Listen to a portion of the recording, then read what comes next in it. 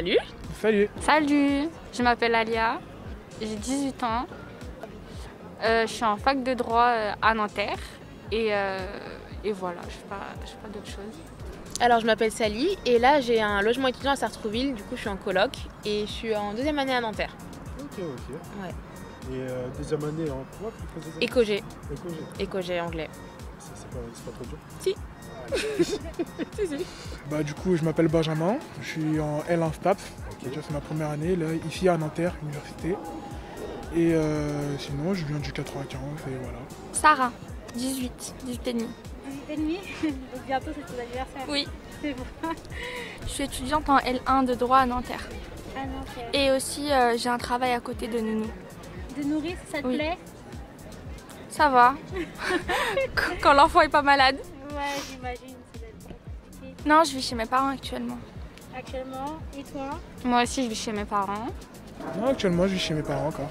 Vous avez pas, ok, très bien. Ouais, bah il faut être prévenu de plein de choses parce que bah du coup moi j'ai pas mal de choses à gérer dont j'étais pas au courant, bah l'électricité. Bon, de base ma propriétaire doit le gérer mais bon, elle le gère pas beaucoup, c'est pas grave. Après il faut être il faut savoir par exemple à qui tu peux faire confiance et à qui tu peux pas faire confiance. Moi j'ai dû faire appel à un plombier et il m'a arnaqué quand même de 120 balles. C'est beaucoup. Oui, c'est beaucoup. Il a pas fait son travail, il est parti. Et du coup, t'as pas forcément les contacts, t'as pas plein de choses que tes parents ils ont chez toi et que tu te rends pas compte qu'en fait t'as besoin d'eux quoi. Bah, déjà savoir si on est prêt, à savoir gérer les coûts, parce qu'il faut payer le loyer, la nourriture aussi, peut-être les dépenses imprévues comme les fuites d'eau, fuites de gaz, ou je ne sais pas.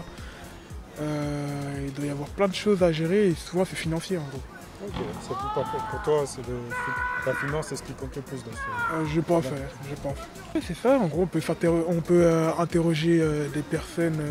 Bah, je sais que déjà dans ma classe, il y en a qui sont logés grâce au Crous. Ok. C'est-à-dire, je peux aller les voir eux, même voir peut-être avec mes parents pour les voir, savoir comment ils ont trouvé leur propre maison. Je crois qu'il y a la CAF aussi qui aide avec je crois ce qu'on appelle l'APL. Je ne sais plus vraiment ce que c'est, mais je sais que ça existe en tout cas, c'est une aide financière. Il doit y avoir aussi des aides régionales, si je ne me trompe pas, des aides départementales, avec la mairie aussi. Et sinon, mais je sais qu'il y a pas mal d'aides en tout cas qui sont mises en place. Je ne connais pas tous, mais voilà, c'est ça. Non, j'ai recherché à peu près toute seule. Des fois j'envoyais à mes parents parce que les annonces elles étaient un peu louches et tout. Mais des organismes non, je recherchais plutôt toute seule. Okay. Ouais. Ça va, c'est bien d'avoir des proches qui t'aident en fait. Ouais, c'est cool. En vrai, pas du tout. Hein. En gros, moi je suis quelqu'un de très indépendant. Ça veut dire que les recherches, j'ai réussi à les faire seul. Mais sinon, c'est dur d'être informé, je trouve. C'est dur. En gros, faut pas avoir honte déjà d'aller demander. En vrai, c'est ça aussi. Il faut pas avoir honte de demander. Et après, des fois on va pouvoir te diriger, mais sinon, il n'y a pas vraiment d'accompagnement. C'est-à-dire que si de toi-même, tu t'arrêtes de chercher, personne ne sera derrière toi. Mais sinon, tu pourras réussir à trouver pas mal d'infos. Pas du tout. Pas du tout? Sur le site en lui-même, le site du Crous, on peut retrouver quand même des informations. Des informations, est-ce que tu as des noms en tête, des idées en tête? Alors, pas du tout, je sais juste qu'il y a un site qui est dédié, mais pas plus. Il y a tout un dossier à faire, il y a toute une procédure à réaliser, une procédure à réaliser. Ça dépend si on a accès au Crous justement, ça dépend si on est boursier au Crous. Parce que je sais que là, pour à peu près 300 €, on peut avoir un logement. Mais en fonction des logements qu'on peut avoir, c'est-à-dire avec le Crous ou avec un particulier, il faut minimum prévoir le double. C'est-à-dire si on veut un appartement à 500 € par exemple, il faut minimum gagner au moins 1000 €, grand minimum. Ça veut dire que ouais, voilà, c'est ça, parce qu'il y a un système de garantie, je crois. Il faut avoir des garants pour qu'ils soient sûrs qu'on puisse payer le logement sur le long terme, etc. Du coup, ouais, ça dépend où est-ce qu'on veut être logé en fait. Assez, parce que déjà ça va être notre argent pour... va falloir se nourrir, le meubler, etc. Donc je vais pas envie de dire une bêtise, hein, mais je sais pas, un bon 1000-1200 déjà. Non? C'est un salaire quand même. Mais bah oui. Mais t'es aidée. Mais 1200 pour l'appartement du Mais Crous. attends, il y a l'électricité à payer, il y a la facture d'eau et tout. Hein. Mais là, c'est un appartement du Crous. Et alors 1200. Et l'électricité, l'eau. Tu touches 1200 pour travailler. Pardon. Mais c'est possible. Hein. Mais quand tu travailles. Mais 1200, c'est énorme. Mais oui, mais c'est un salaire qu'on m'a demandé. Ouais, c'est les revenus en moyenne que j'ai demandé. Que ce soit avec la bourse ou sans bourse, c'est les revenus en moyenne. D'accord. Je vais pas dire 200 euros. Avec 200 euros, tu En fais tant rien. que nounou, je gagne 150 par mois. Plus mon Crous, ça fait 300. Mais avec ça, tu peux pas te prendre un appart. Sachant que tu as les aides comme la PL en fait qui permet de réduire le budget en fait du loyer. Donc si tu as un loyer 400 euros, je sais que tu as des aides qui vont jusqu'à 230 euros. Au final, tu ne te reste plus qu'à 200 euros. Mais 1200, elle est sur un loft là. Alors, un logement individuel ou... Parce que moi je suis en coloc et je dirais minimum 500. En coloc? Ouais. En coloc, c'est un Ouais. Et après de ce que je vois sur Paris, je dirais au moins 650. Et encore, enfin, j'ai jamais eu trop de réponses, donc je pense que ouais, au moins 650, ouais, je pense.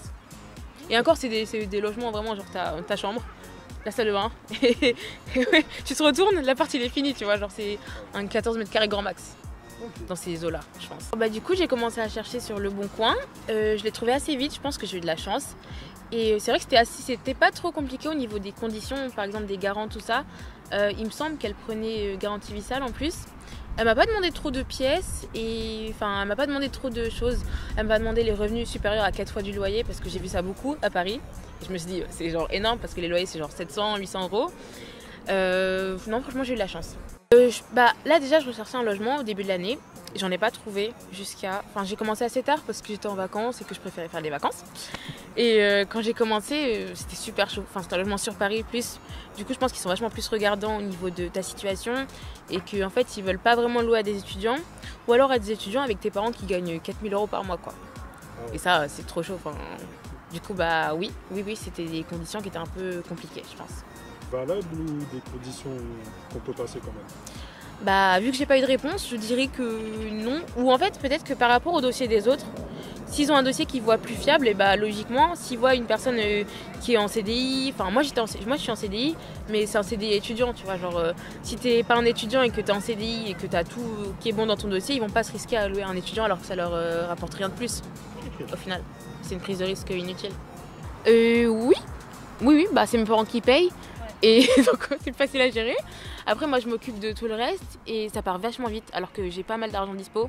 Ça part vite, je flambe pas plus que ça, ça part super vite donc j'imagine pas les étudiants qui doivent payer leur loyer et faire tout à côté, enfin c'est gros comme charge. C'est gros, ouais. Je crois que ça serait plutôt les dépenses alimentaires. Ouais. Parce que on se rend peut-être pas compte quand on vit chez nos parents, mais la vie est chère. La vie en France est chère. Par exemple, un caddie pour une semaine avec viande, légumes, etc. Ça revient à dans les 30, 35, 40, même plus, si on prend de la marque. Donc je trouve que la vie au niveau de la nourriture en France est quand même assez chère. C'est dommage de ne pas penser à faire des réductions étudiantes, par exemple. Ouais. Des caddies avec déjà tout fait. Comme non, je vous jure, pendant le Covid, j'avais ça. Pour pas que les gens y touchent, avec des caddies déjà tout prêts. Ouais. Mais je vous jure que là, avec tout prêt, avec un prix étudiant dessus, ça serait trop bien. Uniquement pour les étudiants avec tous les... Ouais, que pour les étudiants, avec tous les objets nécessaires. Eau, viande, légumes, pâtes, riz, tout. Ça serait pas mal. Moi, je pense qu'il ne faut pas seulement penser aux étudiants, il y a aussi les personnes au RSA dans ces conditions-là et peut-être faire des prix différents. C'est-à-dire que par exemple, comme au Crous, on va avoir donc pour l'étudiant et la personne au RSA, je sais pas moi, 1,50 € le produit. Et pour la personne lambda, 2,50 €, 3 €. Comme Donc, ça varier le prix, selon les moyens. Voilà. ça serait pas mal. Je savais que c'était difficile.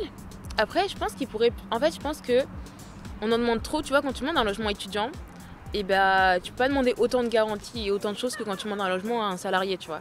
Et je pense qu'il faudrait réserver plus de logements pour les étudiants à Paris et en Ile-de-France, parce que c'est clairement nous qui venons travailler ici, souvent pour les études et tout. Et il y a vraiment peu d'offres, surtout peu d'offres accessibles pour les étudiants. Je pense qu'il y a une grosse démarche Ah à oui. faire pour... Il y a beaucoup de manque au niveau logement étudiant. Ouais. Ok. Un système peut-être de sensibilisation, parce qu'en soit, moi je sais que le Crous donne des logements parce que j'ai fait les recherches pour, j'ai essayé de m'informer. Pareil, en gros, tout ce que je sais pour les logements, c'est parce que j'ai fait les recherches, mais si j'avais jamais fait les recherches, peut-être que je ne saurais pas du tout comment m'y prendre, vers qui me diriger, etc. Déjà, il faudrait mettre en place une petite sensibilisation. Je devrais le dire que déjà c'est long, mine de rien c'est long du coup de trouver un appartement. C'est vraiment pas facile, ça veut dire qu'il faut qu'ils prennent énormément de temps, qu'ils s'informent beaucoup du coup, parce que l'information c'est très important. Qu'ils sachent eux-mêmes s'ils sont prêts du coup, comme j'ai dit, à acheter leur propre leur nourriture, l'eau, payer le loyer, etc. Gérer ça avec leurs cours aussi, parce qu'il ne faut pas que le logement en soi prenne trop de place. Parce que surtout si on prend l'exemple des jeunes, en gros, il ne faut pas qu'ils s'endettent trop vite, parce qu'il faut qu'ils puissent continuer tout au long de leur vie, on va dire, s'épanouir. Et du coup, il faut qu'ils prennent leur temps en fait. Vraiment, faut pas aller trop vite, il faut qu'ils prennent leur temps. Courage. Moi, je pense qu'il faut y penser à 2 fois et voir si on a le temps et la façon de s'organiser. Parce que c'est pas quand la personne arrive déjà dans son appartement qu'elle se dit finalement je veux retourner chez mes parents, quoi. Voilà. Sachant que c'est assez tabou dans notre société de retourner chez ses parents, donc voilà.